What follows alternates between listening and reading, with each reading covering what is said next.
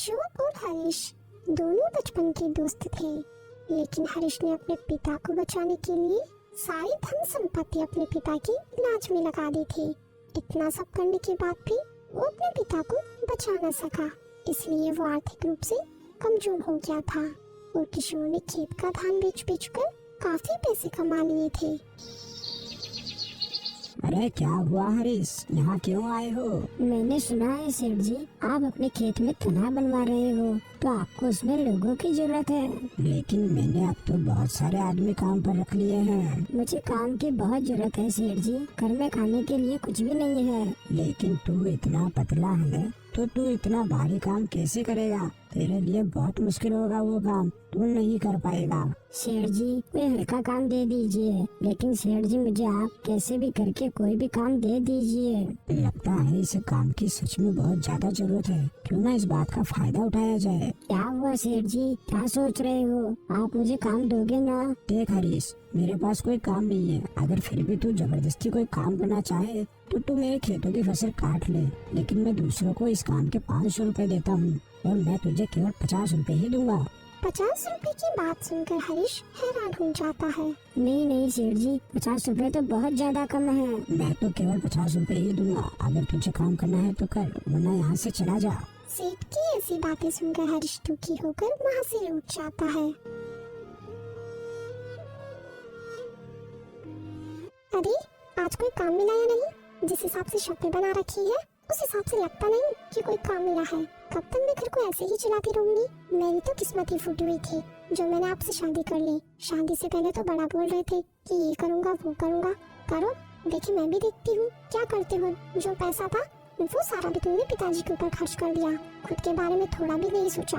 रमा तुम्हें पता है, गरीब होने की वजह से सब मेरा फायदा उठाना चाहते हैं, और आज तुम्हें पता है सेठ जी मुझे दिन भर काम करवाने के बदले केवल 50 रुपए ही दे रहे थे। अब तुम ही बताओ आखिर मैं क्या करूं, किसके पास जाऊं काम मांगने के लिए? ये सब मुझे नहीं पता, लेकिन मैं ऐसे घर का गुजारा नहीं कर सकती। घर में खाने को कुछ भी नहीं है, इधर उधर से मैं बटोर के घर का गुजारा कर रही हूँ। भाग्यवान, मैं क्या करूँ, सब लोग अपने खेतों में खेती करते हैं, लेकिन मेरे पास तो अब कोई खेत भी नहीं बचा जिसमें मैं खेती कर सकूँ। मुझे नहीं पता, आप जाओ यहाँ से और जाकर आज के आज ही काम ढूंढ लो, नहीं तो जिस हिसाब से हमारे घर की हालत है उस हिसाब से तो हम जल्दी ही भूखे मर जाएंगे। अरे रमा तुम ऐसा मत बोलो, मैं जल्दी ही कुछ न कुछ कर ही लूंगा। तुम बस भगवान के ऊपर भरोसा रखो और मैं कहीं फिर जाऊंगा, कोई ना कोई काम मुझे मिल ही जाएगा। फिर अगले दिन सुबह होने पर हरीश काम की तलाश में निकल जाता है।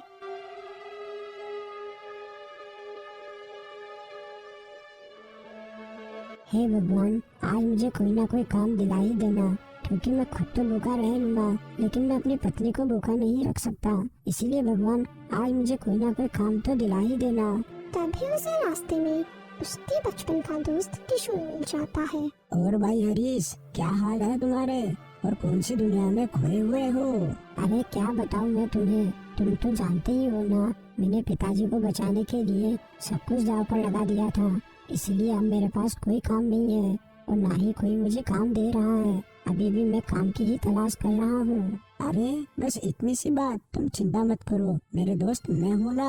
लेकिन इसमें तुम मेरी कैसे मदद कर सकते हो? मैं गांव की जमीन बेचकर शहर जाने की सोच रहा था, लेकिन अब तुम मेरी जमीन पर खेती कर लेना और जो भी मुनाफा होगा अपना आधा बांट लेंगे। क्या तुम सच कह रहे हो? तुम कल से ही काम पर लग जाना, फिर देखना तुम्हारी सारी परेशानियाँ कैसे दूर होती है। किशोर तुम सच में मेरे बहुत अच्छे दोस्त हो, तुम्हारा बहुत बहुत धन्यवाद किशोर। अरे इसमें धन्यवाद की कोई बात नहीं है, तुम अपने घर जाओ और अब तुम्हें और कोई काम ढूंढने की जरूरत नहीं है, जाओ तुम अपने घर जाओ। फिर हरीश खुशी खुशी अपने घर लौट जाता है।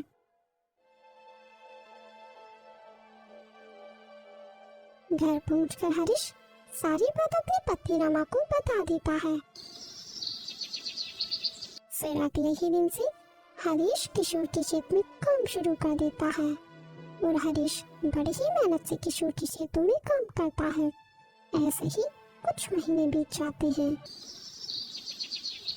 और फसल कटाई का समय आ जाता है। अरे वाह हरीश, तुमने तो बहुत ही मेहनत की है, कितनी अच्छी फसल हुई है अपनी। हाँ यार, तुम बिल्कुल सही कह रहे हो। अब वो दिन आने ही वाला है जब हम इस फसल को काट कर बाजार में बेच देंगे और फिर उन पैसों से मेरे घर की सारी परेशानियां दूर हो जाएगी।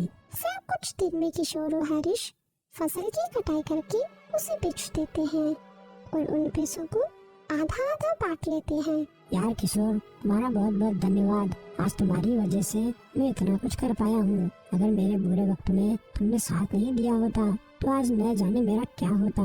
तुम्हारा ये एहसान मैं कभी भी नहीं भूलूंगा। अरे यार, तुम कैसी बातें कर रहे हो? तुम तो मेरे बचपन के दोस्त हो, तो मैं तुम्हारे लिए कुछ भी कर सकता हूँ। आज मैं तुम्हारी ही वजह से मेरी पत्नी को 2 वक्त का खाना खिला पा रहा हूँ। अरे ये कैसी बात कर रहे हो? मैंने कुछ नहीं किया है। मैंने तो बस केवल तुम्हें अपनी जमीन दी थी। उस जमीन पर मेहनत तो तुमने ही की है। अगर तुम मेहनत नहीं करते तो आज ये सब नहीं होता। ये सब तुम्हारी मेहनत का ही कमाल है। किशोर के खेतों में काम करने की बात सेठ मनीराम को पता चल जाती है। मैंने हरीश को यहाँ पर काम पर नहीं रखा तो सारा किशोर के खेत में काम कर रहा है। इसको भी इसकी औकात दिखानी पड़ेगी। क्यों ना मैं किशोर को लालच देकर उसकी वो सारी जमीन खरीद लूं। लेकिन किशोर हरीश का अच्छा दोस्त है, इसलिए वो मेरी बात नहीं मानेगा। लेकिन कोई बात नहीं, जमीन की बात मैं सीधा किशोर की पत्नी से ही करूँगा। अरे भाई किशोर, मैं चाहता हूँ कि तुम अपनी पत्नी और अपनी माँ को मेरे यहाँ खाने पर लेकर आओ।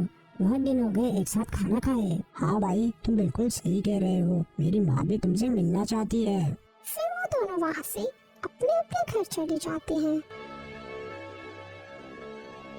आ गया और बताओ आपका काम कैसा चल रहा है? अरे भाग्यवान, काम तो बिल्कुल अच्छा चल रहा है।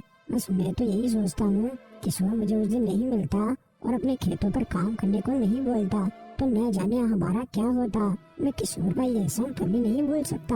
हाँ जी, आपका दोस्त बहुत अच्छा इंसान है। उन्हीं की वजह से आज अपन 2 वक्त का खाना खा पा रहे हैं। अरे हाँ भाग्यवान, खाने से याद आया कि मैंने किशोर और उसके परिवार को अपने यहाँ खाने पे बुलाया है।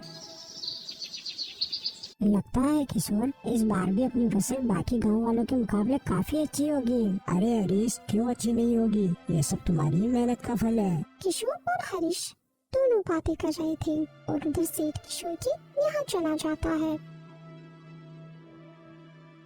अरे सीमा बहन, क्या हाल है आपके?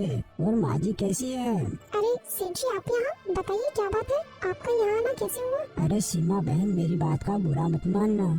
मैं ऐसा कह रहा था कि तुम किशोर को समझाओ और अपनी ये जमीन मुझे बेच दो और अपने परिवार को लेकर शहर चले जाओ। वैसे भी गांव में पढ़ाई क्या है, ना यहाँ कोई अच्छा स्कूल है, ना ही कोई अच्छा यहाँ हॉस्पिटल है और ना ही किसी चीज की कोई सुविधा है। तुम तो पढ़ी लिखी हो, तो तुम यहाँ गांव में क्या कर रही हो? किशोर को समझाओ और शहर चली जाओ। वो नहीं मानेंगे क्योंकि अभी उनका दोस्त उस जमीन पर खेती कर रहा है। सीमा बहन, मैं इसीलिए तो तुम्हारे पास आया हूँ। मुझे पता है कि किशोर मेरी बात नहीं मानेगा।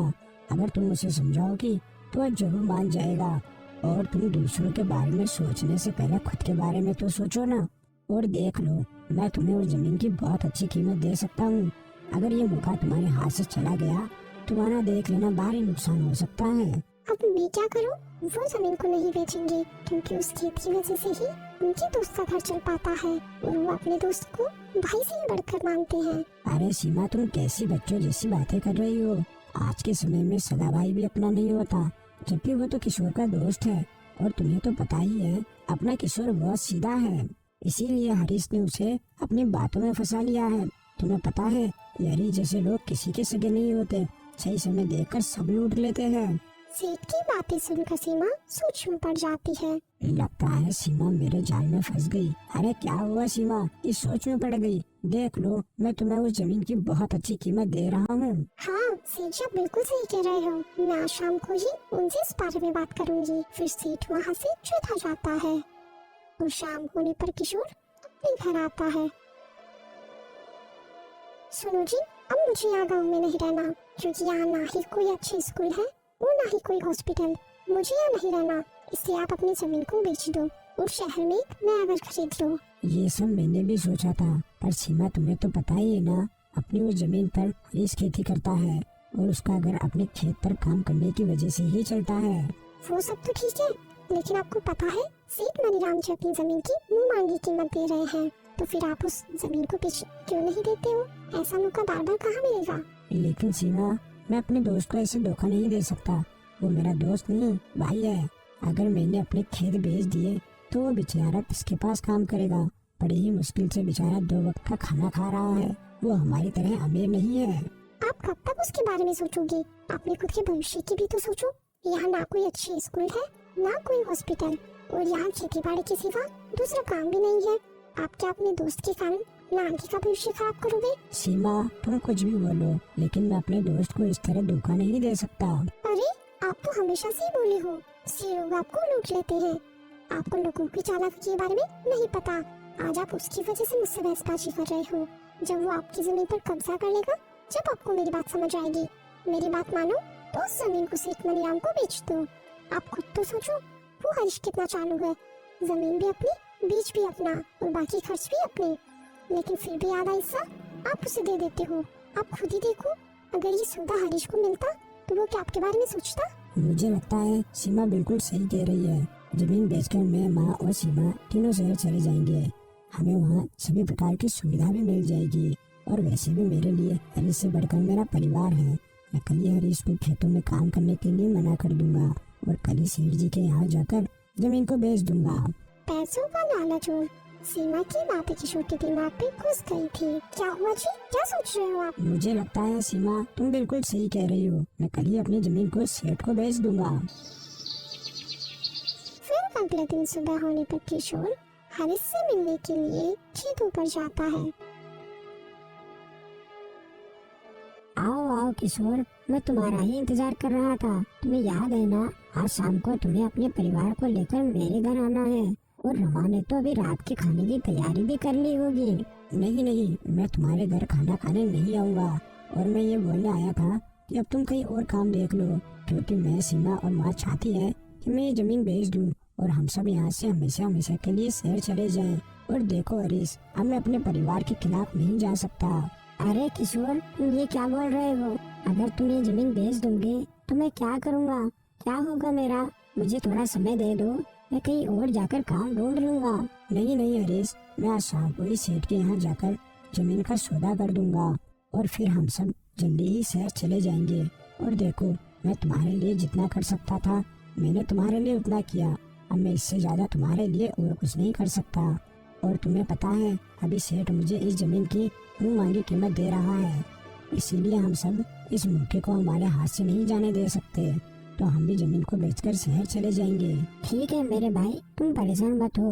मैं मेरे लिए कोई और काम ढूंढ लूंगा। तुमने मेरी इतनी मदद करी, मेरे लिए इतना ही काफी है। ऐसा कहकर हरीश वहाँ से अपने घर चला जाता है। अरे, आज तो आप बहुत जल्दी ही घर आ गए। और आप ही बताओ ना, आज शाम को मैं किशोर और उसके परिवार के लिए खाने में क्या बनाऊं? लेकिन हरीश रमा की बात का कोई जवाब नहीं देता। क्या हुआ जी आपको? क्या बात है? आप कुछ क्यों नहीं बोल रहे? सब ठीक तो है ना? बताओ ना क्या हुआ? फिर हरीश रमा को सारी बात बता देता है। क्या आप ये क्या बोल रहे हो? अब हम क्या करेंगे? बड़ी ही मुश्किल से तो हमें किशोर का सहारा मिला था। हे भगवान, आपने ये क्या किया? अब हम क्या करेंगे? भगवान, तुम परेशान मत हो, मैं कुछ ना कुछ तो कर ही लूंगा। और वैसे भी किशोर ने हमारा ऐसे समय पर साथ दिया था, मैं उसका ये उपकार कभी भी नहीं भूल पाऊंगा। और उधर किशोर अपनी जमीन को बेचने के लिए सेठ मनीराम के यहाँ जाता है, लेकिन तभी उसे आवाज आती है। क्या रे रामू, तुझे पता है मैंने सीमा को बहुत अच्छे से भड़का दिया है। कुछ ही दिनों में किशोर मुझे अपनी जमीन बेचने आ ही जाएगा। फिर पता चलेगा हरीश को कि मैं क्या चीज हूँ। वो यहाँ से काम को ठुकरा कर गया था ना, अब उसे उसकी औकात पता चलेगी। सेठ जी, ये तो आपने बहुत ही अच्छा किया। और किशोर की जमीन वैसे भी बहुत उपजाऊ है। और मैंने सुना है इस बार किशोर की जमीन पर सबसे ज्यादा अनाज हुआ है। रामू और सेठ की ये सभी बातें किशोर बाहर से सुन लेता है, तो वो वहाँ से सीधा अपने दोस्त हरीश के यहाँ जाता है। हरीश, मेरे दोस्त, तुम मुझे माफ कर दो। मैंने तुम्हें अपने खेतों पर काम करने से मना किया, तुमसे तुम्हारा काम छीन लिया। मुझे माफ कर दो मेरे दोस्त। मैं पैसों के आगे अंधा हो गया था और ये सब मेरी पत्नी और मुझसे करवाने वाला सेठ मनीराम है। मुझे माफ कर दो मेरे दोस्त, मुझे माफ कर दो। जाने अनजाने में मुझसे बहुत बड़ी गलती हो गई, मुझे माफ कर दो किशोर। अरे कोई बात नहीं मेरे दोस्त, वो कहते हैं ना, सच्चाई के रास्ते पर चलने वालों के साथ कभी भी बुरा नहीं होता। सच्चाई की हमेशा जीत होती है। तो दोस्तों, हमें इस कहानी से यही सीख मिलती है कि हमें हमेशा सच्चाई के रास्ते पर चलना चाहिए, क्योंकि भगवान सच्चाई के रास्ते पर चलने वालों के साथ कभी भी गलत नहीं होने देते हैं। और हमें ऐसे ही किसी की बातों का भरोसा नहीं करना चाहिए, वरना हम अपनों को खो देते हैं। Thanks for watching.